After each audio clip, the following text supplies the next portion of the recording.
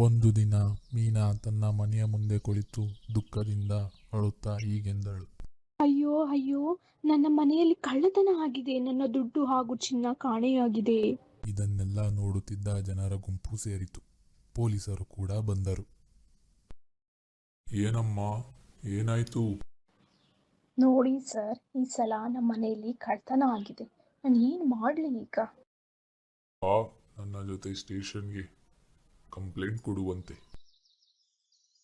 ಸೋಮು, ನಿನಗೆ ಏನನಿಸುತ್ತೆ ಇದರ ಬಗ್ಗೆ? ನನಗೇನು ಕಳ್ಳ ಬೇರೆ ಊರಿನವನು ಅನಿಸುತ್ತಿದೆ. ಅದು ಹೇಗೆ ಹೇಳುತ್ತೀಯ?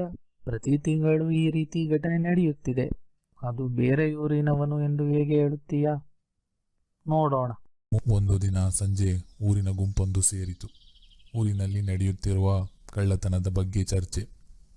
ಅಲ್ಲೊಬ್ಬ, ಏನ್ರಪ್ಪ, ನಮ್ಮ ಊರಿನ ಕತೆ ಈ ರೀತಿ ಆದರೆ ನಮಗೂ ಕಷ್ಟ ತಪ್ಪಿದ್ದಲ್ಲ. ಎಲ್ಲರೂ ಹುಷಾರಾಗಿರಿ.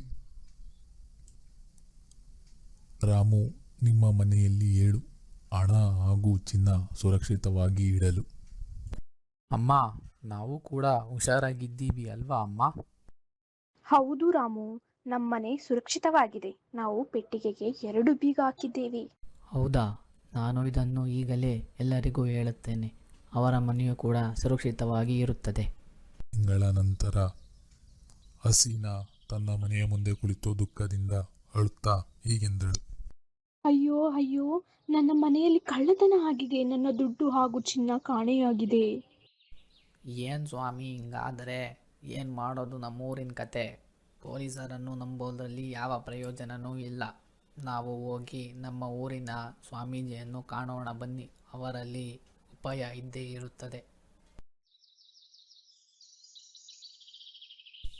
ಸ್ವಾಮೀಜಿ, ನಮ್ಮ ಊರಿಗೆ ತೊಂದರೆಯಾಗಿದೆ ಎಂದು ಆಗಿದ್ದೆಲ್ಲ ವಿವರವಾಗಿ ಹೇಳಿಕೊಂಡರು. ನನಗೆ ಎಲ್ಲ ತಿಳಿಯಿತು. ನನ್ನಲ್ಲಿ ಇದಕ್ಕೆ ಪರಿಹಾರ ಇದೆ. ನಿಮ್ಮ ಊರಿಗೆ ಒಂದು ಬಲಿ ಕೊಡಬೇಕು. ಒಂದು ಬಿಳಿ ಮೇಕೆಯನ್ನು ಬಲಿ ಕೊಟ್ಟರೆ ನಿಮ್ಮ ಊರಿನಲ್ಲಿ ಕಳ್ಳತನ ನಿಲ್ಲುವುದು. ಸೋಮು, ವಿಷಯ ಗೊತ್ತಾಯ್ತಾ?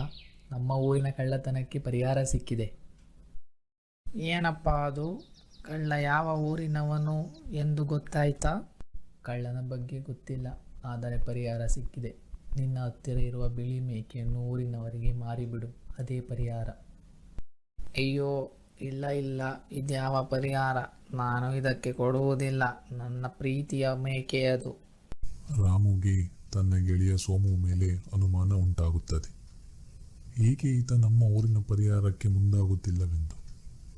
ರಾಮು ಊರಿನ ಗುಂಪಿನ ಜೊತೆಗೆ ಸೋಮು ಮನೆಯ ಮುಂದೆ ಹೋಗುತ್ತಾನೆ. ಆದರೆ ಸೋಮು ಮನೆಯಲ್ಲಿ ಇರುವುದಿಲ್ಲ. ಅವನ ಮೇಕೆಯು ಕೂಡ ಕಾಣುವುದಿಲ್ಲ. ಆದರೆ ಅಲ್ಲಿ ಒಂದು ಚಿನ್ನದ ಉಂಗುರ ಕಾಣುತ್ತದೆ. ಅಲ್ಲೊಬ್ಬ, ಅಯ್ಯೋ, ಇದು ಮೀನಾಳ ಉಂಗುರ, ಕಳ್ಳತನವಾಗಿದ್ದು ಇದು ಹೇಗೆ ಇಲ್ಲಿ ಬಂತು ಎನ್ನುತ್ತಾನೆ. ಆಗ ಅಲ್ಲಿನ ಜನರು ರಾಮುವಿನ ಮೇಲೆ ಅನುಮಾನ ಪಡುತ್ತಾರೆ.